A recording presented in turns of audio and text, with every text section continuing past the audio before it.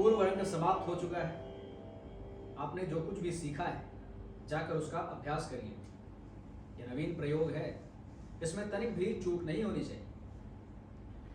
जो आज्ञा गुरुदेव।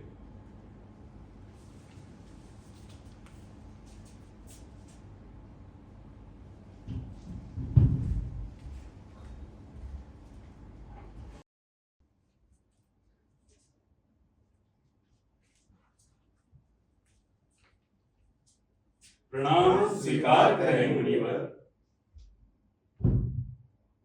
सदा स्नेही बने रहे। कहे मुनिगण, किस प्रयोजन से आना हुआ? हे ऋषिवर, जब से आपने नाट्यशास्त्र की रचना की तब से हमारे हृदय में कई सारे प्रश्नों ने जन्म ले लिया है। तो उन्हीं के उत्तर हेतु हम सभी आपके समक्ष उपस्थित हुए। निसंदेह पूछे ऋषिवर, संकोच न करें। मुनिवर, नाट्यशास्त्र की उत्पत्ति कैसे हुई? इसका उद्देश्य क्या है? बहुत ही अच्छा प्रश्न किया है आपने ऋषिवर। इस प्रश्न के उत्तर यह है कि नाटक का समझने का सार सिर्फ नाटक को समझने का सार नहीं, बल्कि जीवन के सार को समझने का माध्यम है। जब त्रेता युग में मनुष्य काम और लोभ के वशीभूत होकर अधर्म और संघर्ष के मार्ग पर बढ़ने लगा, तब देवराज इंद्र ने ब्रह्मा जी से प्रार्थना की कि कोई ऐसा माध्यम हो जिसे देखना और सुनना एक साथ हो, जिससे कि मनुष्य अर्थ, धर्म और मोक्ष के मार्ग पर वापस लौट सके। परंतु गुरुदेव, वेद तो ज्ञान का भंडार है, उनमें जगत का रहस्य छुपा है और वे इस उद्देश्य के लिए पर्याप्त है। फिर ये नया वेद क्यों? इसलिए कि वो समस्त जन के लिए सुलभ हो, सामान्य जन को नाटक के माध्यम से शिक्षा के मार्ग पर, धर्म के मार्ग पर वापस लाया जा सके। इसी मंगल उद्देश्य के कारण ब्रह्मा जी ने नाट्य वेद की रचना करने का निर्देश दिया, चारों वेदों के तत्वों को मिलाकर। चारों वेदों के तत्व वे क्या है मुनिवर? रसाभाव अभिन्याय धर्मी वृत्ति प्रवृत्तयः सिद्धिः स्वस्थातोद्यम गानं रंगश्च संग्रयः।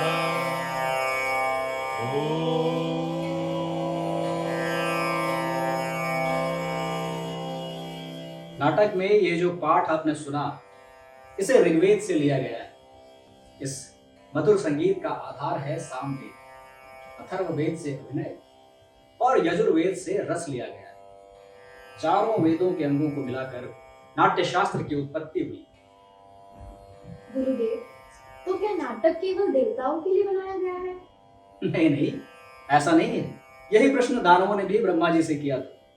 तो ब्रह्मा जी ने उनका उत्तर देते हुए कहा था कि नाट्य शास्त्र तो सभी के लिए है। इसमें देवों, दानवों, मनुष्यों, सभी के सभी शुभ अशुभ कर्मों का समावेश है। नाटक तो शोक, दुख, थकावट से पीड़ित लोगों को राहत देने के लिए। नाट्य में तो सभी शिल्प, कार्य, भाव, रस सभी का समावेश है। ऐसा कोई कार्य नहीं, ऐसा कोई ज्ञान नहीं जो नाट्य में समाहित ना। अद्भुत, अद्भुत मुनिवर, अद्भुत। समस्त सृष्टि का समावेश, लौकिक और अलौकिक, बहुधर्मी, समस्त प्राणियों के भावों की प्रतिनिधि कला नाट्यशास्त्र। अद्भुत। हाँ ऋषिवर, नाट्य शास्त्र को सभी कलाओं का उद्गम कह सकते हैं, या कह सकते हैं समस्त कलाओं का संगम। परंतु मुनिवर, नाट्य शास्त्र एक अद्भुत कला है। ये इतना ही आवश्यक है जितना कि जीवन जीने के लिए सांसों का। पर हमारा समाज इसे गंभीरता से क्यों नहीं लेता, अनावश्यक क्यों समझता है इसे? हम तो कलाकार हैं ऋषिवर, नीति के नियंता नहीं। कला के विषय में विचार करने का कार्य तो नीति नियंताओं को ही करना होगा। अवसर और साधन उपलब्ध कराने होंगे प्रयोग के। क्योंकि नाटक केवल कला नहीं है, ये समाज का दर्पण है। ये मानवता को सत्य के मार्ग पर लाने का साधन है। रंगमंच जाति, धर्म, भौगोलिक परिस्थितियों से परे जाकर समग्रता में मानवता की बात करता है। आज भी रंगमंच सामाजिक विषमताओं को दूर कर समाज में समता का भाव उत्पन्न करता है। ये भाव निसंदेह धरती को स्वर्ग बना सकते हैं। निसंदेह मुनिवर, कला विहीन समाज तो पशुओं का समाज होता है।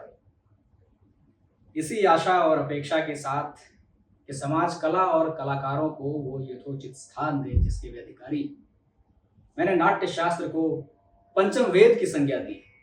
पंचम वेद, समस्त वेदों का ज्ञान। आइए ऋषिवर, मेरे रंगकर्मी पुत्रों ने आपके स्वागत के लिए एक प्रस्तुति तैयार की, जिसके लिए वे आपकी प्रतीक्षा कर रहे हैं। चलिए चलकर नाटक का आनंद लेते हैं। अवश्य अवश्य अवश्य।